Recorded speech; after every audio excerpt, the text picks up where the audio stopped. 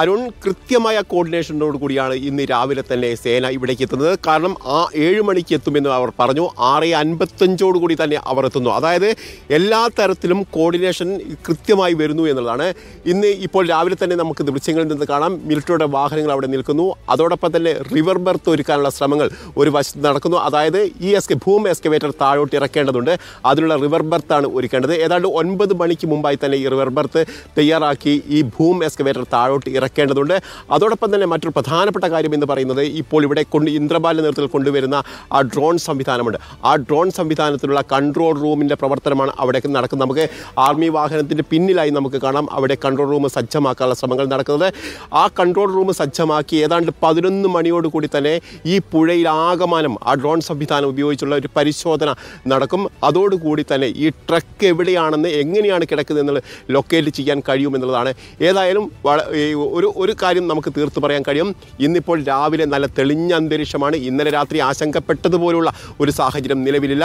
പുഴയിൽ അല്പം ഒഴുക്കുണ്ടെങ്കിൽ പോലും തെളിഞ്ഞ അന്തരീക്ഷത്തിൽ ഇത്തരത്തിലുള്ള ദൗത്യം വളരെ പെട്ടെന്ന് തന്നെ മുന്നോട്ട് കൊണ്ടുപോകാൻ കഴിയുമെന്നുള്ളതാണ്. അതുകൊണ്ട് തന്നെയായിരിക്കും സേന കഴിഞ്ഞ ദിവസമൊക്കെ 8 മണിക്കും 9 മണിക്കും ഒക്കെയാണ് ദൗത്യം ആരംഭിച്ചതെങ്കിൽ ഇന്ന് കൃത്യം 7 മണിക്ക് തന്നെ അവർ സ്പോട്ട് ചെയ്തിരിക്കുന്നു. അവിടേക്ക് വന്നിരിക്കുന്നു. അവിടെ എല്ലാ പ്രവർത്തനങ്ങളും തുടങ്ങുന്നു. മുന്നൊരുക്കങ്ങൾ ആരംഭിച്ചിരിക്കുന്നു എന്നുള്ളതാണ്. ഏതായാലും അവിടെ വാഹനങ്ങൾ, ആർമിയുടെ വാഹനങ്ങൾ, അതോടൊപ്പം തന്നെ SDRFിൻ്റെ NDRFിൻ്റെ ഒക്കെ വാഹനങ്ങളും അവരുടെ ഉദ്യോഗസ്ഥരുമൊക്കെ ഈ സംഭവ സ്ഥലത്തേക്ക് തന്നെ എത്തിയിട്ടുണ്ട്.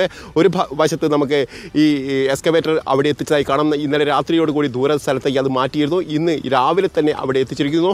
അതായത് ദൗത്യം വളരെ പെട്ടെന്ന് തന്നെ തുടങ്ങാൻ കഴിയുമെന്നുള്ളൊരു പ്രതീക്ഷ തന്നെയാണ്.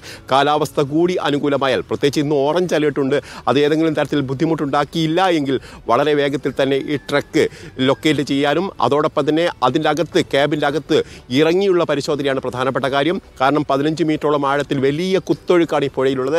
അതുകൊണ്ട് തന്നെ സ്കൂബ ഡൈവേഴ്സിന് അതിൻ്റെ അകത്ത് പോയി ഈ ട്രക്കിൻ്റെ ക്യാബിനിൽ എന്താണ് ഉള്ളത് എന്ന് പോയി പരിശോധിക്കേണ്ടതുണ്ട്, നേരിട്ട് പരിശോധിക്കേണ്ടതുണ്ട്.